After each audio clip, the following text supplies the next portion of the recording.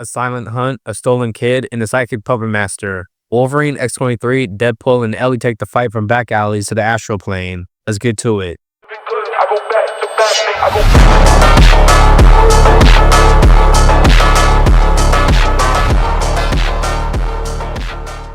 Issue 2 starts off with Laura and Ellie. Ellie is a bit pissed at Laura for stabbing her in the last issue, and Laura tries to tell her that she's sorry, but she had to do it. Plus, she didn't hit any vital organs, so that's a good sign. Ellie still doesn't feel better though, and mentions her healing factor isn't as good as what it used to be, due to her sacrificing a part of it to resurrect Wade. Both Logan and Wade come in to check on their daughters, and they can tell they were in a fight as well. Ellie tells her dad Laura stabbed her, leaving Wade with such a happy and proud feeling, as he tells her getting stabbed by a Wolverine is one of the highest expressions of friendship and to cherish the moment. Logan, less amused, reflects on their recent encounter with Agent X. Now, with the girls revealing the clash with Lady Bullseye, who tried to kidnap Ellie, things just don't add up. Logan points out that he couldn't even pick up a scent from either Agent X or Lady Bullseye, which makes the whole situation iffy. Wade questions if all this might be a setup to bring Ellie there, but the Wolverines can't be certain. It could be any number of reasons. After all, mutant kids going missing isn't exactly new. Laura suggests using Ellie as bait, but Wade immediately shuts that idea down. He'd rather keep Ellie safe while the three of them deal with Agent X and Lady Bullseye themselves. Ellie pushes back, insisting she's staying to help, but Wade shuts her down too, reminding her that he's her dad, not her boss. Logan sides with Wade, but then Laura steps in to defend Ellie. This frustrates Wade, who mutters that he thought a team-up book would be easier. Still, he caves and admits Laura's right. The Deadpools are back in. With that settled, Logan begins working out a plan, thinking they should bring the fight to them. Ellie worries about the safety of the townspeople, but Logan suggests teaching them how to fight for themselves. That's when Laura pulls out a bag full of suits for a special occasion, the X-Force uniforms. Wade lights up instantly, loving the callback, and cracks a joke about the merchandising potential. He even tells Ellie to start thinking about action figures, because no doubt, one day there's going to be an Ellie Deadpool and an X-Force suit on the shelves. If not now, then in the near future. It's bound to happen sooner or later. The group then splits into two teams. Logan and Ellie stay with the townspeople, teaching them self-defense, while Laura and Wade work on building a barricade to surround the town. The scene then shifts to the Shadow King, who's very pleased with Ellie's potential. He tells the possessed Agent X and Lady Bullseye that it was wise to test her in action. His belief that Ellie would make a perfect host only grows stronger. Even after he siphoned off a portion of her healing factor, she remains resilient, so he's the one responsible for nerfing Ellie. Hearing his words, Lady Bullseye and Agent X attempt to resist his control, but the Shadow King reminds them it's pointless. Once he secures Ellie as his host,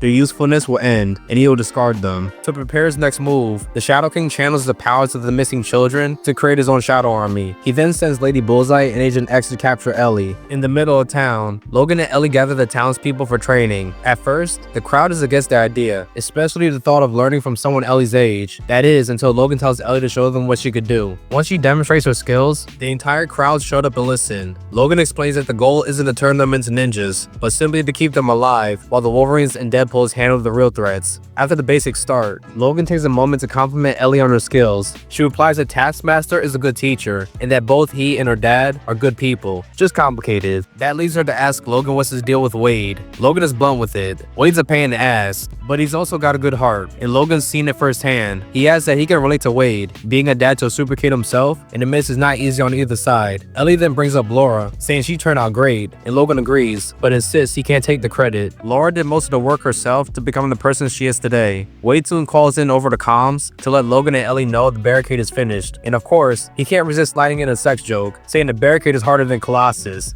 And that's freaking wild, especially since Ellie immediately yells that they're on an open line. Wade just goes, "Alright." Logan quickly reminds everyone that comms are off limits, unless one of the teams actually needs help, since nightfall is coming soon. But you can always count on Wade to cut through the tension. He chimes in, "But Logan, I'll always need you." Logan's had enough and signs off the line. Afterward, he tells Ellie not to grow up to be like her dad. Ellie fires back, saying she won't. She'll be even more annoying. And you could tell, hearing that response from Ellie, Logan is so annoyed right now. But by the time it's dark, Lady Bullseye and Agent X are watching from a distance, ready to make their move. At the barricade, Wade and Laura are on watch. Wade admits that she's way more fun than her dad, but Laura shoots back, pointing out that Wade is actually pretty uptight himself, which is probably the price of having a daughter who's a handful, leading to Wade dropping some honesty, admitting that while she and Ellie may have healing factors, that doesn't make it any easier watching them get hurt as a parent. Suddenly, Lady Bullseye ambushes from above, while a shadow soldier distracts Laura. Lady Bullseye slashes across Wade's face, but he manages to toss out a flashbang, his way of alerting Logan and Ellie across town that the real fighters arrived. But Logan and Ellie got some problems of their own, as Agent X steps out of a portal right behind Ellie, blindsiding her with a hit. He follows up by blasting Logan with an RPG, taking him out of the fight and leaving Ellie to stand on her own. Ellie ducks for cover, pulling out Taskmaster's shield to stun Agent X. Realizing her training came from Taskmaster, Agent X puts her skills to the test, and the fight doesn't last long at all. He overwhelms her, giving the Shadow King the perfect opportunity to finally possess Ellie. Cutting back to Laura and Wade, the two of them manage to beat Lady Bullseye. Wade even goes as far as marking her face, letting readers like us know she's knocked out, and pointing out that she's too good of a character to offer in a miniseries like this. Honestly, I appreciate Wade for that little moment. Laura, though, is just staring at him like, what the hell are you even talking about? Fourth wall breaking, still one of the most broken powers in comics in my opinion. I'm not lying. All of a sudden, Wade hears Ellie screaming, and he runs so fast that even Laura didn't realize he could move like that. When they reach the source, they find Logan, just coming to after being knocked out. And Ellie? Well, she's already taken over by the Shadow King. Wade calls out to his daughter, but Logan grimly warns him that it's not really her right now. And boy, the Shadow King wastes no time. Using Ellie's body, he speed blitzed Logan, Wade, and Laura all at once. With Ellie's natural ability to pick up things fast, the Shadow King realizes she's the perfect host. Her mind is already packed with knowledge and skills, making her even more dangerous. Wade gets back on his feet and tries to reach his daughter, and against all odds, it actually works. Ellie pushes through and regains control for a brief moment, which even impresses the Shadow King. Wade tries to comfort her, but before long, the Shadow King seizes control again, and with Ellie's body under his influence, he stabs Wade in the neck, ending off issue 2.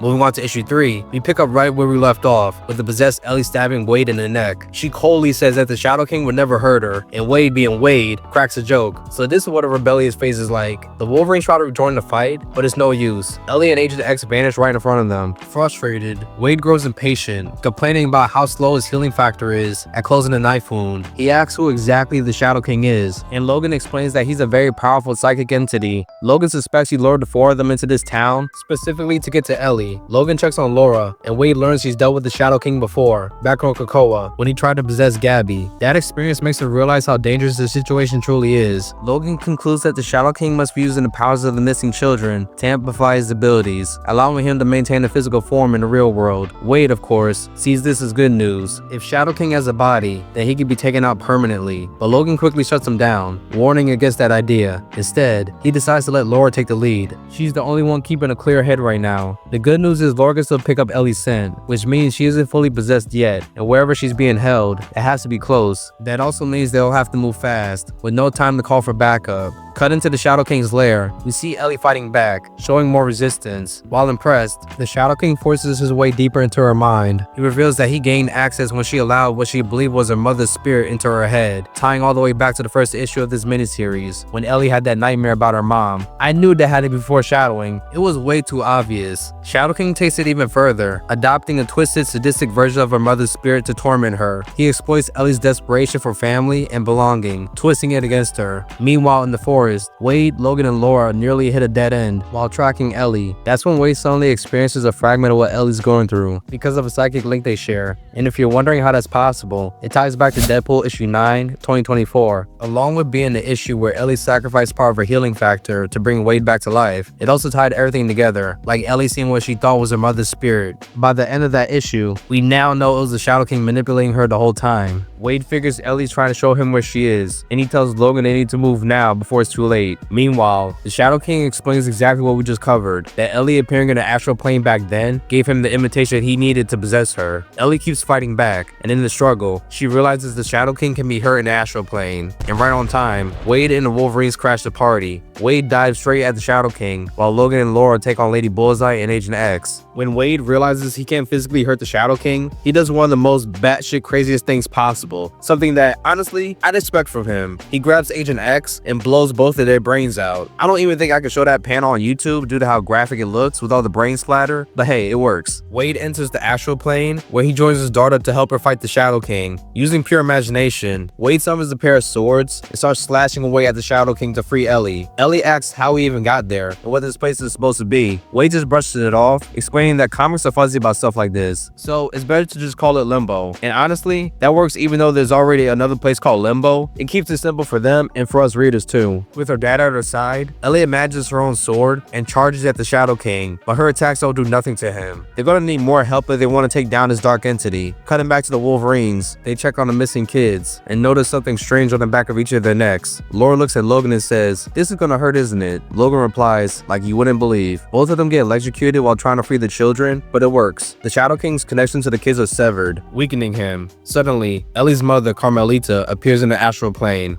Finally free of the Shadow King's control, and joins the fight to help the Deadpools defeat him. And let me just say, I was so happy her name finally got revealed here. I was starting to get tired of calling her Ellie's mom, and I'll admit, I didn't feel like doing the research to look it up earlier. Yeah, I know, lazy on my part. I take accountability for that one. Carmelita urges that she has to get Wade and Ellie out of the astral plane before the Shadow King returns. She helps them remove their psychic limiters, allowing their healing factors to fully return to normal, but Wade doesn't want to let her go. He has so much to say, so much to apologize for, mainly for not being there when she needed him.